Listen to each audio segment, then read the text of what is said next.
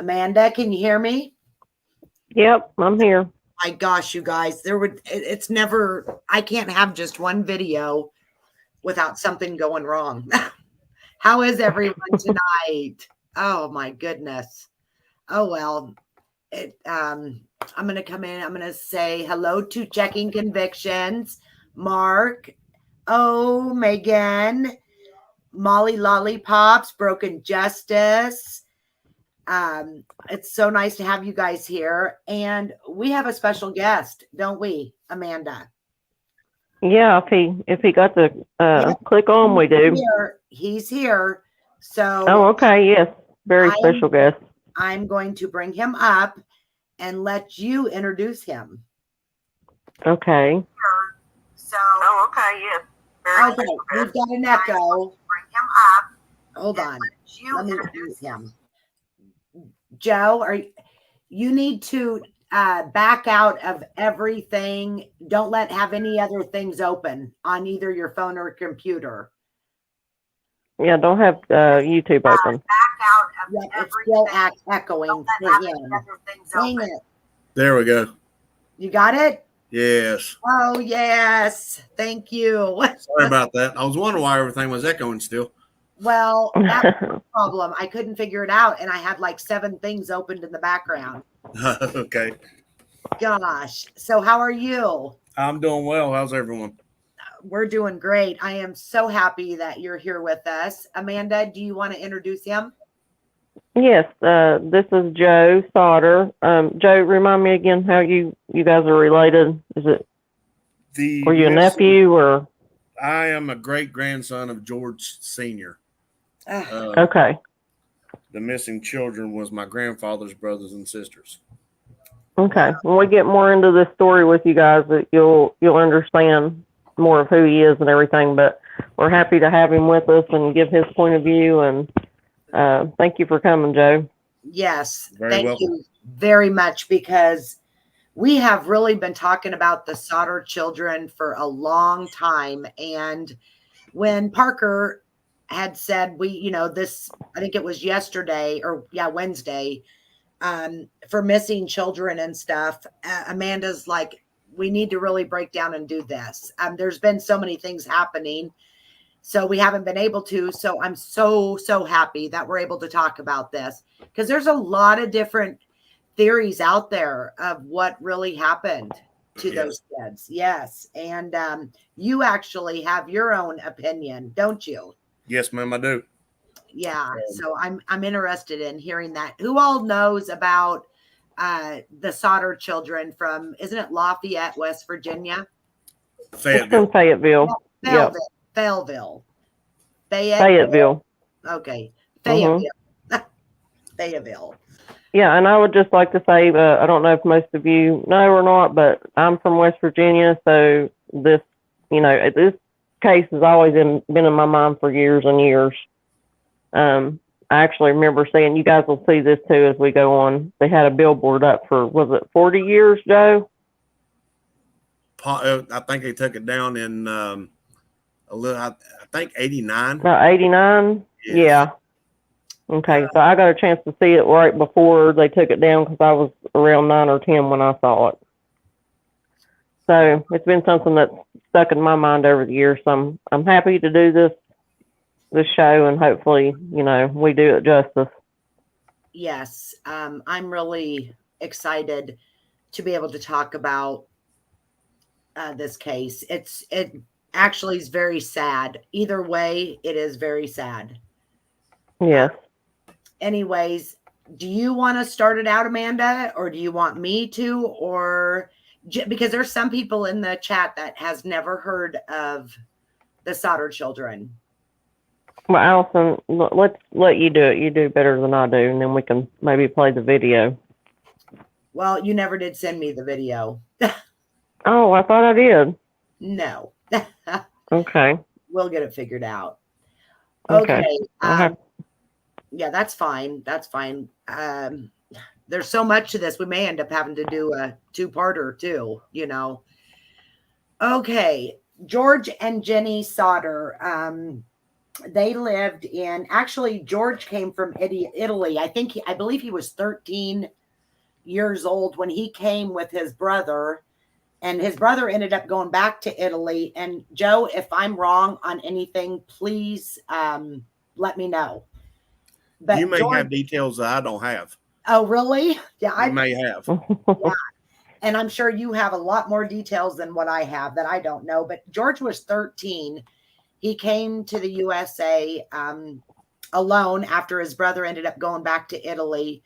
And he started working for a company that it was the Pennsylvania Railroad, I believe. And he would bring the railroad, the workers, water and supplies and stuff like that. So he ended up meeting Jenny at a nearby grocery store once he moved to Fayetteville. And I think it was they ended up having 10 kids, right? Joe, there was 10 kids together. Yes, I'm sorry. I was thinking about something. Oh, no, that's okay. That's okay. And they built, they lived in a 2-story house. It was all trimmed with wood. Very proud. They were proud of their home. And their kids, there's so many of them. I put notes down so I could figure out I know there was, what was it? Betty, Jenny, Martha, Maurice,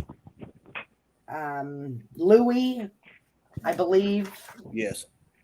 And oh my gosh, I can't. My mind's blank, and I don't even know where all my notes are. George Jr., I know. And Joe, John, and Sylvia. Yeah, and Sylvia, the baby. Yes. She was 2. Yeah, she was 2 when this happened. Well, anyways, it was December. It was Christmas, wasn't it? Christmas night. Christmas Eve, yeah. Christmas Eve. Yes. Christmas Eve. It was Maurice, I believe. I'm trying to find my notes right now. Yeah. Okay, hold on. It's been a heck of a day for me, you guys. I'm sure I'm not the only one. But anyway, they built this house, and it was Christmas Eve night. And George, first of all, George was very opinionated. Him and Jenny both were very well respected in that town. Everybody liked him, but Joe was very opinionated when it came to business, politics, anything like that. He voiced his opinions, and he could do it very loudly. He kind of reminds me of me. And there was some guy by the name of Bettino Mussolini, if I'm pronouncing that right. But he was some kind of big thing from Italy and stuff. Well, they ended up,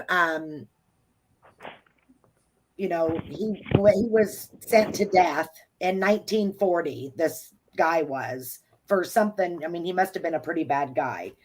And George always voiced his opinions about all that. Well, the night of, or the day, it was Christmas Eve day, when some gentleman walked up to the house wanting to sell George and Jenny life insurance. And they did not want any part of that. So they told them, nope, just, don't want it. Just leave. We don't want to buy anything. And this person that came to the house told them that, well, your house is going to go up in flames one day. Yeah. That's creepy. Very creepy. Mm-hmm. Yeah. And then another guy, they had found, I don't know if it was the same day or the day before, he was wandering around the house, said he was looking for work, and actually told John, looked at a electrical, what are those called? Oh, come on, Amanda. I'm trying. I don't know. I don't remember that part. Looking A for an fuse box. electrical. A fuse box. He Oh, the spotted fuse box. two fuse boxes in the back, and he told them, you need to get those checked out. Those are going to cause your house they're going to cause a fire.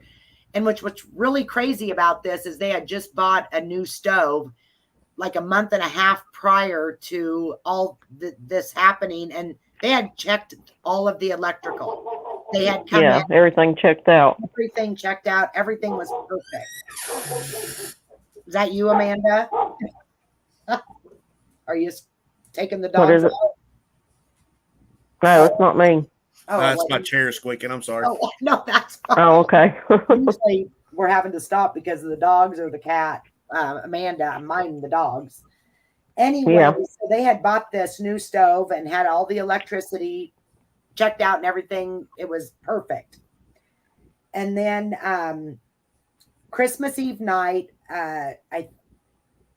George and Jenny's oldest kids, they actually wanted to stay up later that night. And Jenny told them that was fine, but to make sure that the curtains were closed, the door was locked, and all the lights were shut off. And about 12:30, Jenny got woken up by a phone call. Somebody asking for somebody that didn't live there. And before she could get out that this person had the wrong number, the lady did a weird laugh. Just was laughing. And it was almost like there was a party in the background, because she could hear laughing and like people, when you're at a whole bunch of people are around. Yeah, a lot of loud talking. Yeah, so she just assumed, okay, they got the wrong number. So when she went to answer the phone, she seen that the lights were still on, the door wasn't locked, and the curtains hadn't been pulled. So she went ahead and pulled the curtains and did all that and got back to bed and dozed off. And about 1:30, no, it was about that around 12:30, that same time, she heard a thud on the roof. Yeah. When all this was going on, and she didn't think too much about it. It was just a loud thud. So she just went on to bed. Well, an hour later, she woke to the smell of something awful, and she got up, turned the lights, and she seen the smoke roaring underneath the door coming into the bedroom. So she was screaming. Little Sylvia slept in the same room, and she was screaming at George to get up, and baby Sylvia and all the other kids to get out of the house. And all of the kids that were downstairs, I mean, because it was Jenny and George and John and Martha, George Jr. and Sylvia all went to bed. And then the other kids stayed up. Well, what's so crazy about it all is, and I'm not checking chat. I need to check chat real quick, guys, before I move on to see if there's any questions. Amanda, make sure you're helping me. Okay. To let me know if there's any. I just saw that Dippity Doo was from here also, so. Oh, wow. Yeah. Thank you. But Allison, in, huh? I'm going to fall out and send you that link, and then I'll come back stage again. Okay. That's for the video. Fine. Yep. That's okay. Fine. Yeah. All right. See you on a few. Okay. When Jenny before she went back to bed at 12:30, she noticed Martha sleeping on the, or not Martha, Marion was sleeping on the couch. And so she just thought the other kids had went up to bed. And then when they all got outside, and George was yelling for the other kids, and he remembered he always kept a ladder on the side of the house. So if something like this would happen, the kids could, crawl down the ladder, or he could crawl up to get them. The ladder was nowhere to be found, and it was there, he knows, prior to this. So then he owned he also owned his own company with delivering coal and dirt and stuff to the farmers. And so he thought, he knew the coal trucks were working because they had worked the day prior. And he went to get the coal trucks to move them over to the side of the house and crawl up on that truck to get to the window. Well, guess what? The coal trucks, neither one of them was working. None of them. They tried to call the fire department. The phone lines, they wasn't working. No phones were working. Okay, here comes Amanda. Maybe. Can you hear me? Yeah, I can hear you. Okay, Yeah. I sent you that link. Okay, I'll have to get it here in just a second. So anyways, the one girl ran to the neighbors, but I don't know what happened, if their phone wasn't working or whatever. So another neighbor who had seen the fire break out, he had went into town, and there was one fire chief. His name was F.J. Morris, and he was the only one working that night. And he wasn't even unable to drive the fire truck, which I don't that doesn't make sense to me. But I don't know what was. If only certain fire chief men can. I mean, with him being the chief, you would think that he. Well, Joe might know a little bit about that because. Yeah, do you know anything about that, Joe? Oh, he's muted. Joe? I'm here. Yeah, from those times, I couldn't really tell you. Yeah. They did have a lot of people gone from town overseas at that time. But yeah, they were at war, wasn't they? Yes, it was 1945. Yeah. So the war was just at the brink of being over. People were coming home. But at that time, I don't know how many firefighters I actually had in town that was qualified to drive trucks. At that time, you did have to take some kind of qualifications, I'm sure. Yeah. I know I had to qualify on a truck before I could drive it. So yeah, because you're actually a firefighter, aren't you? I'm no longer a firefighter. I served for 18 years. Oh, wow. As a volunteer on a few different departments, and served as the chief myself. Yes. So you guys have got to stay to the end to listen to Joe Sodder, his theory on this, because I am so excited to hear. I know some of it, and him being a firefighter, I trust him. Plus, this was that's family. This was right. His family. His family, plus he's got the experience. Makes it great, I think. Exactly. And I think that the town was only like under 2 miles, like 1.5 to 1.8 miles from the Sodder house. 2 miles. Yeah. Yep. The fire department, they got there at 8 a.m., which is it took them 7 hours. 7.5 hours. I mean, to get there. And oh boy, I can just honestly but Jenny, Sylvia, or Jenny, George, Sylvia, and John, George Jr., Marion, they were all outside screaming, trying to get to them, yell at them, try to get them to wake up, because I think the house actually burned. It was burning so hot, it burnt to the ground in an hour. Yeah. And I think they were in the attic, the ones that allegedly perished, right? Yep, that's where they slept, was in the attic. And he tried getting to the stairs, but by the time he got up there and got to the house, the staircase was just engulfed in flames. He couldn't, there was no true crime loving blonde. I got to read this. Oh, he had concerns with Benito Mussolini. That makes more sense. Yes, he was the Italian. I can't pronounce it very well. Yeah, I think it's Mussolini. I might be right. Wrong. I would have loved. That's right. I would have loved to have met George Sodder. I really would have, because I look at like Jim's dad and my dad. They're very vocal, very well respected, but very vocal. Yeah. Sounded like he didn't hold anything back. Yeah. So they were all out there watching, their house burn, and their kids, are in this house, and they didn't know what they were going to do. Well, and like I said, the house burnt it was less than an hour. That's how hot it was burning. So, go ahead. I just wanted to bring up that also George had tried to get one or two of his vehicles close enough to the house to get the children out of the upstairs. Amanda, and yeah, when I said you was gone. Oh, okay. I was gone. Okay. You had went out when I talked about the coal trucks. 2 of them. Okay. Either one worked. Yeah. What about the ladder? Did you miss? I already mentioned the ladder.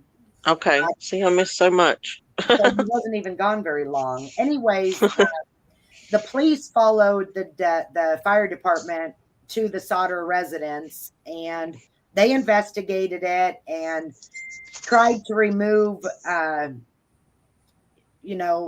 tried to recover, should I say, what was left, but there was nothing left of anything as far as they couldn't find any bones. So the local coroner was summoned, and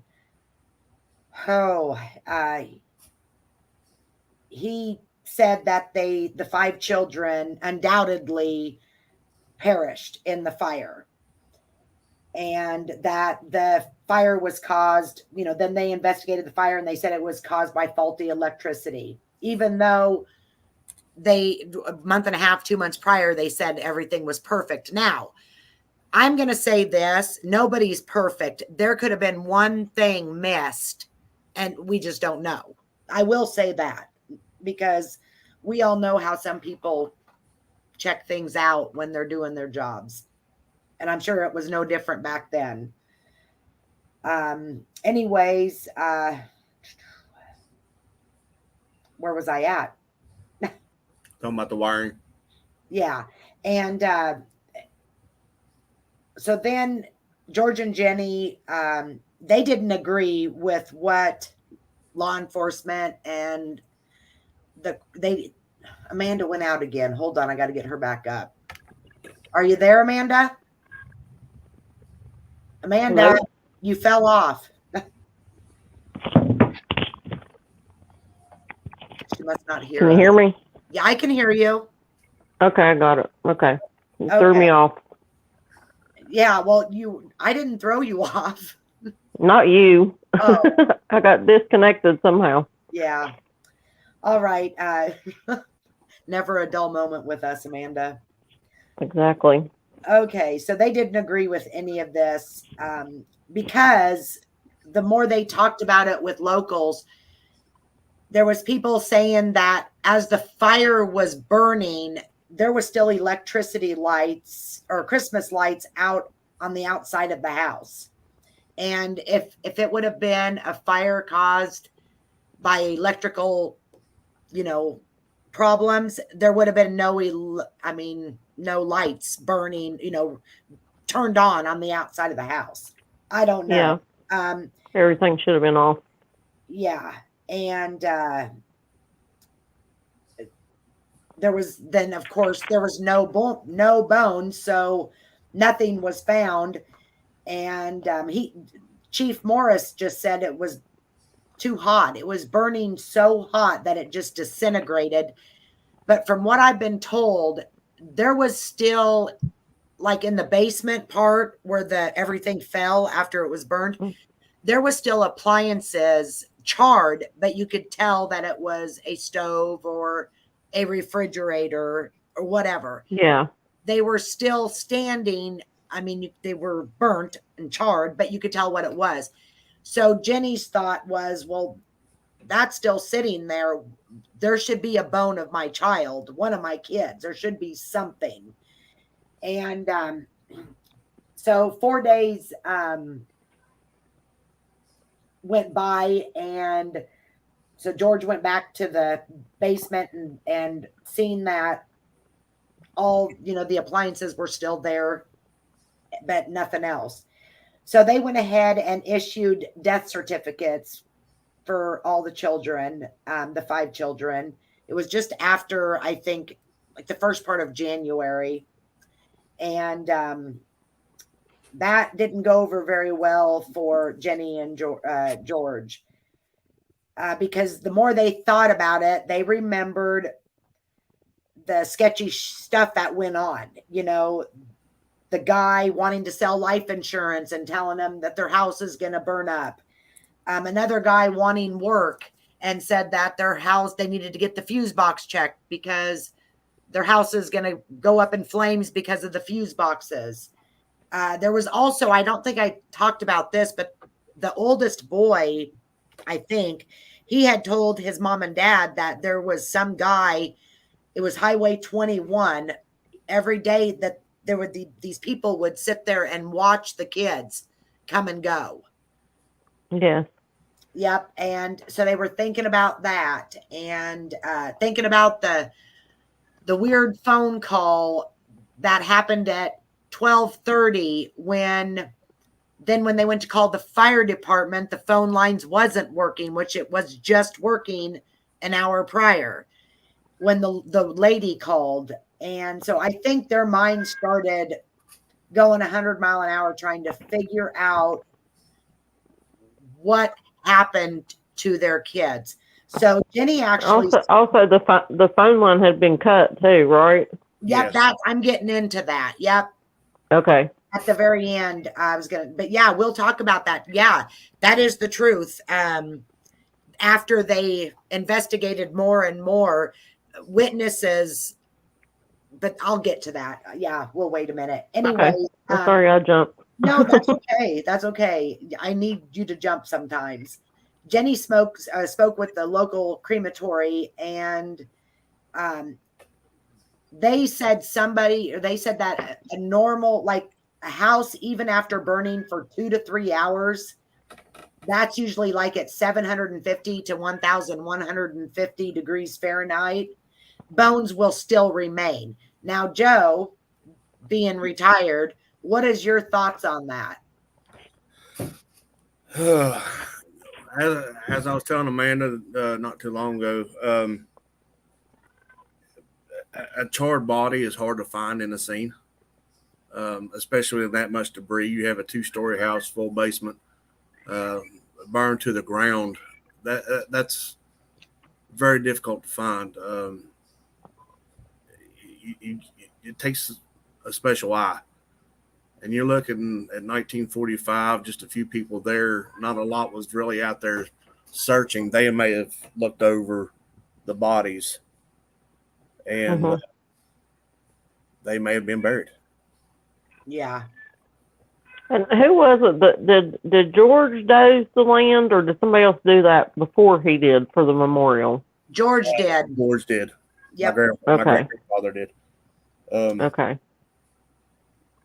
Yeah, and it was later on that. Well, I'll let y'all go on, then you can. No, you go ahead. Yeah. It was later. Add what you can. Well, you know, in all the stories it's told, you know, they found what they believed was a human organ in a container, and it wound up the heart, right? Well, it wound up being a beef liver. Yeah. But there was also human spinal cord or human spine pieces found. Yep. In that debris. Now, my theory is, I don't know. I mean, being from here in West Virginia, I don't know how many of you have ever been to a pig roast. You know, you burn a pig in the ground.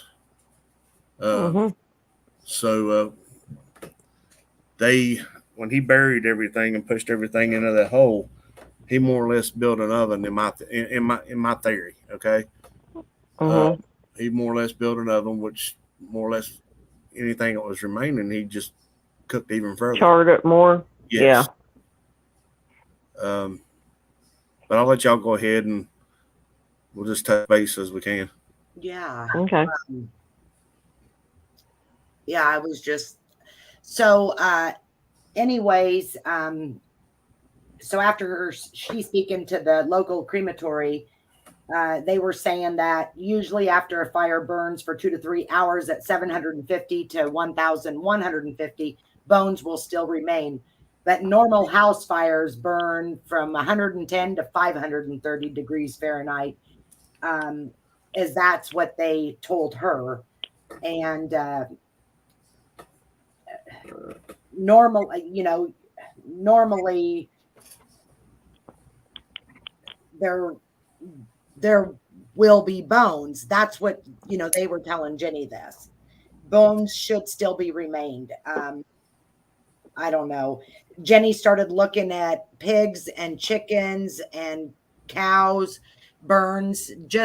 She was really going strong, trying to prove something. And then after all this, witnesses started coming forward that one witness said that he was driving by and said it looked like fireballs were being thrown at the roof. And, yeah. Mm-hmm. Yeah. And then they ended up, let me find it, finding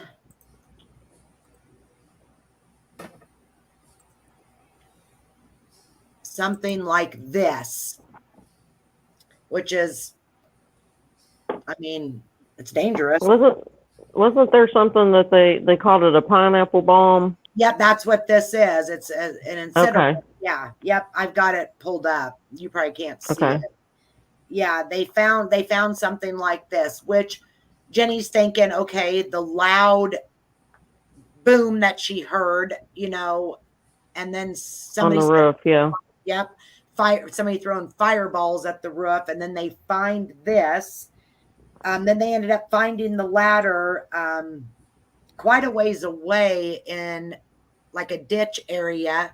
But there was also a couple people that was stealing things, and they ended up being arrested. They did admit to stealing some things, but didn't admit to like throwing anything at the house or anything like that. They said they didn't have anything involved to do with the fire. And then they said there was people actually seen them. There was a lady that seen the kids in a car. Amanda, you can talk about this. You haven't been able, you know a lot about this part. You talk about it.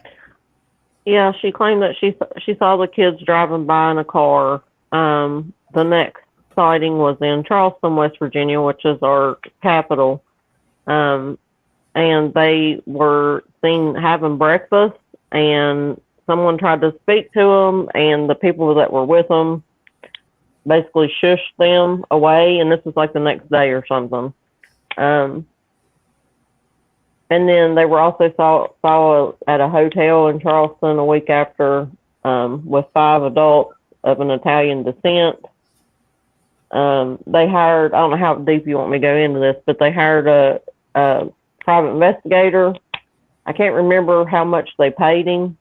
His name was C.C. Tinsley. And he just went off and disappeared, never to be heard from again. Yeah, and then I also know that the family actually contacted the FBI.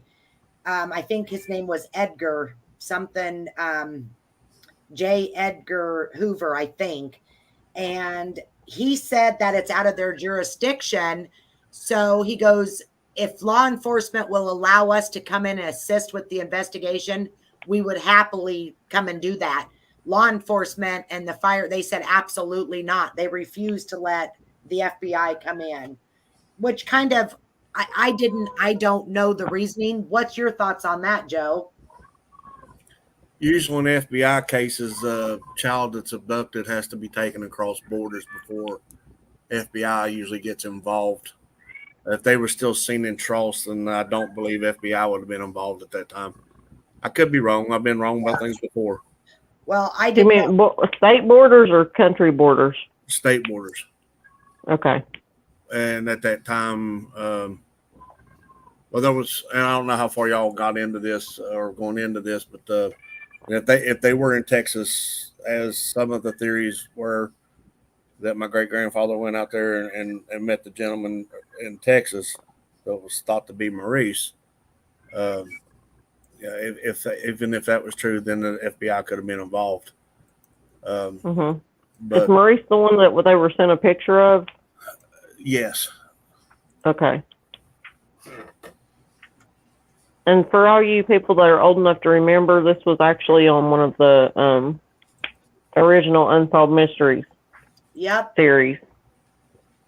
Now, the poster that you have up right now, and I don't know how many people are in the Fayetteville area in West Virginia or travel West Virginia.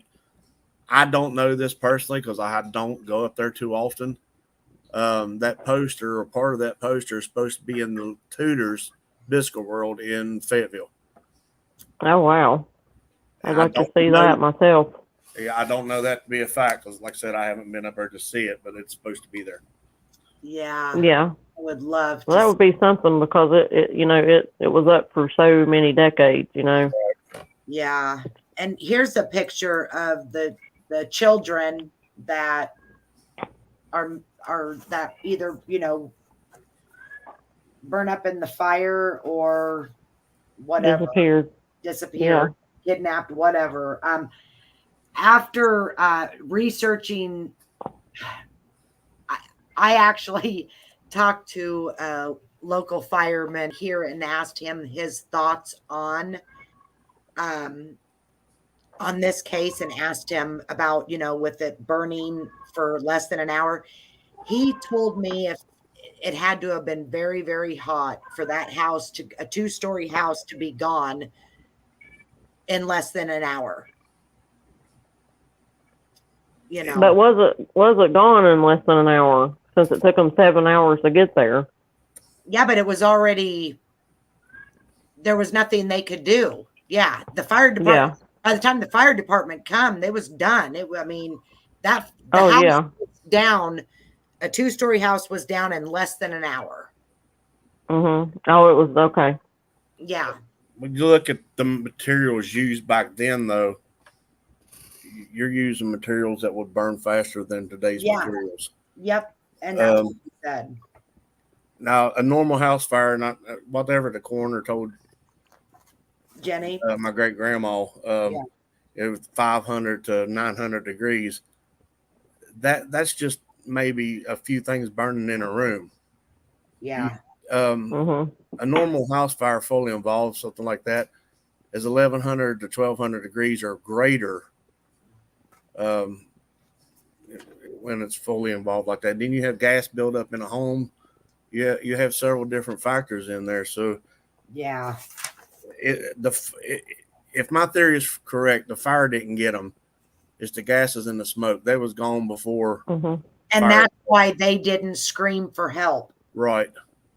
Because she did say the smell was awful. And we all know smoke rises. Right. Right. And they were in the attic. There's just so many theories. There's theories that, they were kidnapped and taken back to Italy and so much. So I'm really thankful that Joe was able to come on here tonight and talk about great grandma and grandpa. And so who is your mom and dad, or who was your mom and dad, Joe? My father was Joe Jr. Joe Jr. Yes, my grandfather was Joe Sr. that was overseas at the time when this took place. Oh, wow. Now George Jr., which we all call him Ted here, he passed away a while back, but I used to work with him years ago, or work for him, and he still had the scars on his hands where they was fighting the fire. Oh my gosh. Yeah. Well, do you mind me asking, Joe, does your theory of, because, you technically, you believe they went up with the fire, right? Yes, I do. Does that make, the reason you were kind of leery of coming on here with us, which I thank you for doing it, which, like I said, it's not a big show anyway, but would that cause you problems in your family, given that theory that, you just believe that they went down with the fire? Do people get mad at you for disagreeing with that, or how does that play out? There's some hard feelings. I'm the only one that believes what I believe of. I'm looking at the science of it. Yeah. Mm-hmm. I'm looking at the improbabilities of some of the stories that was told after it happened, such as they were seen at that diner. This is rural West Virginia in 1945. You're looking at family orientation. How many diners you going to be knowing open on Christmas Day? True. Yeah. Yeah. Very true. So some of these stories don't add up to me. Yeah. If they were seen there's the stories out there they were seen on a bus. A passerby seen them on a bus sometime that night. Oh, I hadn't heard that one. Yes. I hadn't either. And that's something that got me too, because how many people's looking straight into a bus window at nighttime? I could tell exactly, there's 5 kids. Yeah. So there's several theories out there. I honestly believe that they went up in the fire and they were buried there. That's the only thing that probable that explains having a human spine found in the remains of the fire after it was buried. Yeah. Yeah. And with you having the knowledge, it does make sense. I mean, for the longest time, Amanda and me both were like, "Oh boy, this is." I kind of feel like that he's related to him, but he's also got the knowledge. What's that, Amanda? So, what'd you say? Did she fall off again? I can barely hear you. Can you hear me? Yeah, I can hear you. Hello? I'm here. Well, good. I'm glad she fell off again. She'll be coming back in. Okay. Yeah. So is there anything else that I missed or you want me to talk about? There's a lot to it, but as far as everybody saying they seen them, I didn't really get too much into that. Like I, should have, but we don't know if that really happened, like you said. Right. There's not really a lot. Anyone could go on YouTube and look up Sodder missing children, and there's dozens of different videos on it. Yes. And most of them all have the same content. Yeah. And they all basically say the same thing. Do they say that do most people, the only one I've watched is the one that Amanda had me listen to. And I'm pretty sure that a lot of the people probably say that they were kidnapped. Could you repeat that, please? Amanda had sent me a video and they thought that they were kidnapped. Is that what most of the stories think? They're kidnapped? Most theories are that they were taken from the home and taken back to Italy. Yeah. But so I don't. What do you think? See that happen? Yeah. Do you really? I mean, hey, you're starting to break up on me now. Oh, I'm sorry. Like George and Jenny, they said that the person wanting to sell them life insurance said that their kids are gonna, go up in smoke, and then the other guy looking for work said he was the fuse boxes. Did you hear? I mean, do you know for sure if that happened? Really? I don't know. To be honest with you, like I said, this was 77 years ago. Exactly. You don't know. My family didn't really talk about it a lot, and it's going to sound weird for me to say, but some of them acted like they lived in fear. Thinking something was going to happen to them or their kids. Right. And my father was very protective for this reason. Yeah. I don't think his theory was different from mine as well. Yeah. I wish we could have talked more about it back then, but he passed away in 2004, and it's something he wouldn't talk about too much then. There's not there's none of them left of the ones that lived through the fire and everything. They're all. Can you guys hear me? Yeah. Okay. I was wanting to ask Joe, how is Sylvia still alive, or did she pass? She passed. Now my memory's not the best because I'm just getting over COVID. But I'm thinking it was 2 years ago or 3 years ago, maybe a little bit longer, that she passed away. Did she? I know she was young, but did she talk much about it at all? Not to myself, no. Okay. She may have talked to some of her family, immediate family, but she didn't talk to me much about it. All right. Even my I'm sorry. No, go ahead. I was. My grandfather didn't talk about it at all to me. Yeah. Well, do you feel like, I mean, just in your own opinion, with everybody being hush-hush about it, do you feel like that they knew something more, or is just one of them things they didn't want to talk about? I think they was living in fear from the theory or from all the talk. Yep. Okay. Because they really didn't know is what it. Right. Okay. I don't really know what happened, to be honest with you. Like I said, when I was telling you the other day that, I don't know much more than what's actually out there and my theory of what happened. Right. Well, we still appreciate you coming on because, just your point of view. I mean, and you probably heard this and that here and there. All right. But some of these theories that's there, I mean, like I said about the diner, I don't believe that actually happened. I believe somebody was just trying to make a name for themselves, trying to get the name recognition or something. I think a lot of that happens in missing cases. Right. A lot of stuff like that happens, and it's disgusting. It is. Yeah. It really is. Yeah. To say things that aren't true. Hello, Kathy. Sure. Yeah.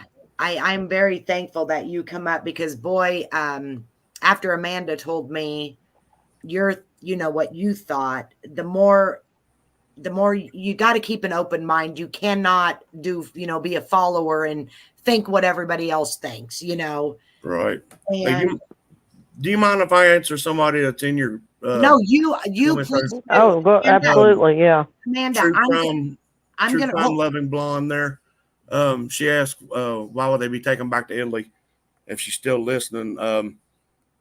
That came up a long time ago too, and I'm sorry I didn't catch it still now. There was a theory that the mafia was involved in some of this. And the children was taken because of something that happened between my great grandfather and the mafia. I don't know that to be true, and that's all I know about that. Like I said, my theory is they burn up in a fire. Yeah. Yeah, I knew that was part of the theory too. The Allison drop off, I thought she was trying to say something. She must have. But anyway, yeah, regardless, like I said, we appreciate you coming on with us. And, when I reached out to you, I just thought, it's a shot in the dark. And having your perspective as a family member and as a firefighter, to me, is like a win-win. You have your own theory, what you've heard, what your training is. So, and I knew you were leery about coming up, so we appreciate you coming up. And like I said, we have a small audience, and we do what we can do, and just interesting cases to us. But this one's always, touched home for me, of course. You know, just being little and seeing that billboard was just something that sticks with you. Well, thank you. Yeah, Yeah. You know that outfit she's wearing in front of that billboard. Speaking of Jenny, of course, I was telling my wife and my kids not too long ago that that type of outfit is what I seen her in every single day that I went to her house. Oh yeah, yeah. That's the way it was back then. You know. Yes, great cook. Yeah, you don't see that. You know. Looking to see if there's any other questions I may have missed. Oh, absolutely. If anybody in the chat has any questions, please feel free to ask. I'm sure, you know, Joe seems open to answering them.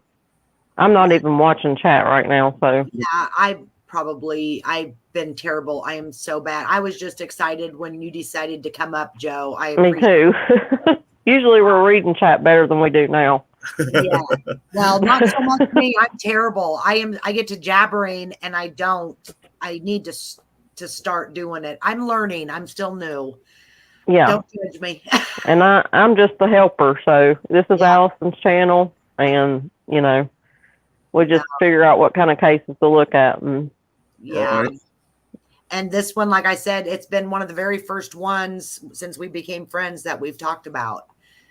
Oh, we talked about doing for months. You know, for almost what? Like I know we talked about it the first time doing it in December because I said the anniversary's coming up. Yep. But stuff just kept happening. Yeah. And we've talked about it for a long, long time. It's just one of those cases. I know how close I am with my sisters and my brothers. I just couldn't imagine what the siblings went through their whole life, you know. And not knowing. George and Jenny, they're their children. I mean, 5 of them. I could not even imagine how that. I wouldn't want to imagine. No, that would be terrible. And it's like they never gave up that whole time. And you know, that's kind of what my question is to everybody watching. And it's hard to take in. And I've took it in for a long time and years. And I know Allison has studied a lot on it. But I mean, you know, what do you guys think happened? Do you think it was, you know, they just passed away and the parents just didn't want to deal with it or accept it? Or do you think they lived? You know, the one thing that throws me off, and I can remember that being on the Unsolved Mystery episode, was that picture. And Joe, I'd like to hear your opinion on that too, of the one that said it was the oldest boy. There's a lot of lookalikes out there. It'd be hard to tell. You know, when I left here for a little while, went to Illinois, and there was a kid there at that school. We looked almost identical, almost past the twins. Yeah, they say that everybody has a twin. I believe it.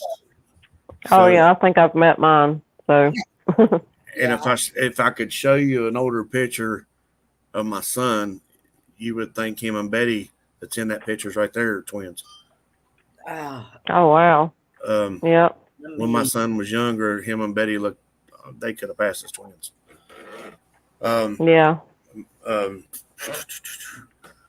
Yes, Betty, the one second from the right. Yeah. My son looks identical. Oh wow. Yep. What do your other family members think about it? Do they like, you know, the reason why you're kind of leery about talking about it? Do they just completely believe that, you know, they were kidnapped, or do they have different theories about it? I don't know. All I know is they don't agree with mine. Yeah, you're the only one in the family and you're the one that's most knowledgeable about what happened too, as far as, you know, fires and stuff. Like I said, you have to keep an open mind and not listen to what everybody else thinks, because after I found out what you had thought, the more I looked into it and actually talked to a local fire, he's the chief of the fire chief here.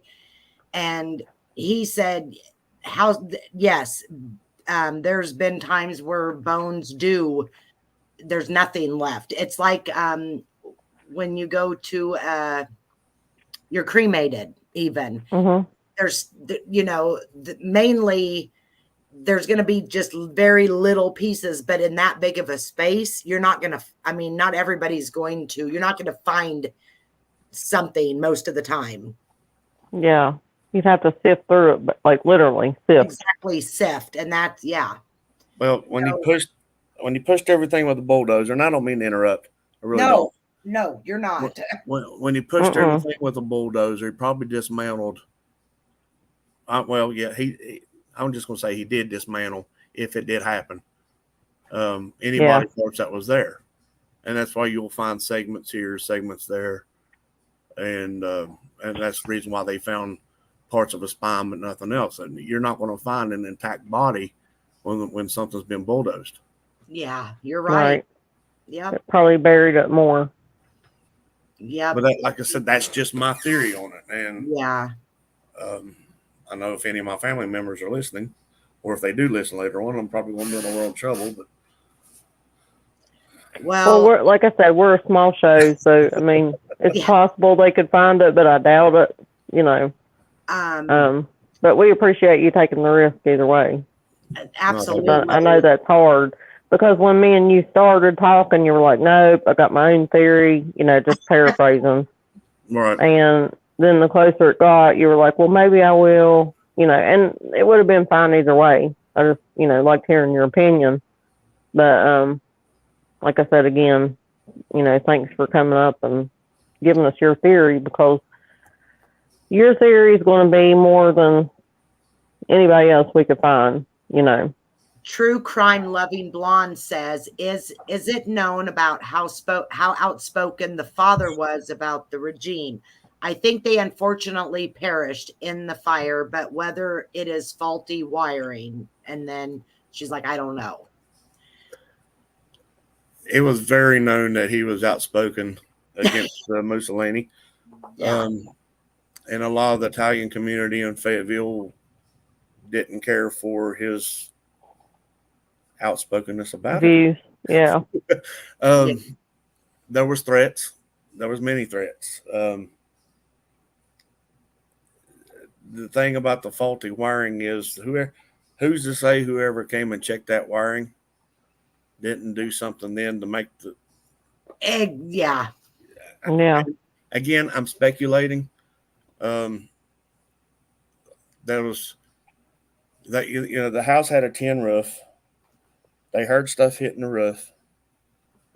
It was said there was Molotov cocktails. Yes. It was what? Molotov cocktails. What's that? That's where you're putting an accelerant into a bottle and using a rag to light it. Oh, okay. Yeah. Yeah. That was one of the ways they said that the fire had started, and the wiring. There's too many stories. Do you think the loud boom that she heard up on the roof was something hitting it, or do you think something maybe up there, how a fire, it combusts, and it just like blows up, makes noise, right? Yeah. Do you think that's what that Jenny heard? It's a possibility if it caught the right air. Yeah. Something from like an oxygen pocket or something. Yeah. It was approximately 34 degrees during the daytime there, that time. So you're looking at night, the barometric pressure would have been very low. Very possible they could have had an air pocket. Yeah. Yeah. And that could have been what they heard. Said 77 years ago, it's hard to tell. Yeah, you're exactly right. And there's no one around today that really could explain what happened and what they witnessed. Yeah. Right. Well, I do know the truth will come out someday, whether it's in this lifetime or when we move on. All of you will know the truth of what happened. Very, very nice looking family. Well, thank you. Yes. Hey, it's Italian. you know. The dark eyes, the dark hair, just it's sad. And I'm sorry that your family went through this for so long. But I at least now when somebody does a video on the children, I can go in and say my theory, because we do have a right. We still have a right to our own opinion. Right. People can't get mad at us. And I don't know how well anyone on here knows BuzzFeed or if they ever watched BuzzFeed, but they completely destroyed the whole anything that was said. Oh goodness, because that's the video I sent Allison. I haven't even opened it, and I'm not going to. Yeah, I think we've got enough out of it. Yes, just talking to Joe has made everything. It worked out better than any stupid video. Oh yeah, any video we could have had. Yeah. Yeah. So you saved us from BuzzFeed, Joe. I'm sorry, I didn't know that was a video you sent, but they can. Oh no, it's okay. It's fine. That the one gentleman on BuzzFeed, I can't even call him a gentleman. I'm sorry, I shouldn't. Yeah. He more or less tried to say my great grandfather burnt the house himself, and. Oh wow. Oh, I don't remember that. Yeah. At all. That's gross. Yeah. Oh boy. Well, it worked out the way it was supposed to. Yeah. We'd rather have your opinion than BuzzFeed. Yeah. Do you have a channel, Joe? What's that? Do you have a channel, or do you just listen to other? I just listen. I don't do anything. Yeah. I'm usually besides this year, I'm usually out on the river fishing somewhere. But I love to fish. Which river? Which one? New River? Oh, Canal. New River also. But this year it's just been difficult. When I said I getting over COVID, I'm like long-term COVID. One of the long haulers. Yeah, I had it. I was diagnosed in January the 18th, I believe it was. Was sent to Montgomery General Hospital, coded there. Oh, you ought to know better than to go there. Yeah, I'm sure it was emergency, but they brought me back. Then they flown me to Ruby Memorial at Morgantown, and I was up there in ICU with a 5% chance of living. Oh my gosh! Oh wow! Days. Yeah. Well, you're definitely a miracle. Yes. Yep. God needs you here for some reason. That's why if I sound short-winded every now and then, I still have a little bit of. Well. Yes, it still gets me. Yeah. Well, I haven't heard anything, but if we did, that's understandable. Yeah. We'll continue to pray for you. And thank you. Yes. Well, I'm going to shut this down, and Joe, keep in touch. Yeah. And I could put you in a group chat with us if you want to, where you can talk to both of us. That's up to you. But yes. And I subscribe, so I'll be watching more often. Okay, perfect. Yeah, we have random videos. Sometimes it's just about what's going on YouTube. Sometimes it is about crime. So yeah, mine's going to be mainly there's no drama, none, and only true crime. And I am going to cover the Johnny Depp and Amber Heard trial when it's about done. Maybe the last day of it or something, right before the last day of it. Oh, nice. I haven't even watched any of that. So yeah, it's a joke, honestly. It is. Yeah. Any high-profile case involves celebrities is usually a joke. You're exactly right. Yep. Yep. Yeah. You don't know what you're getting out of it. Yep. All right. Well, Joe, like I said again, I appreciate you coming up. I know Allison does. I'm sure the audience does. Gets a different perspective on it, and we don't get that very often. So, yep. Well, thank you for saying thank you again. Yes, thank you guys. Much. Thank you so much, chat, for staying in and listening to us. You guys have a great night. Good night, everybody. Thanks again. Yeah, thank you. Bye. Bye. Bye-bye.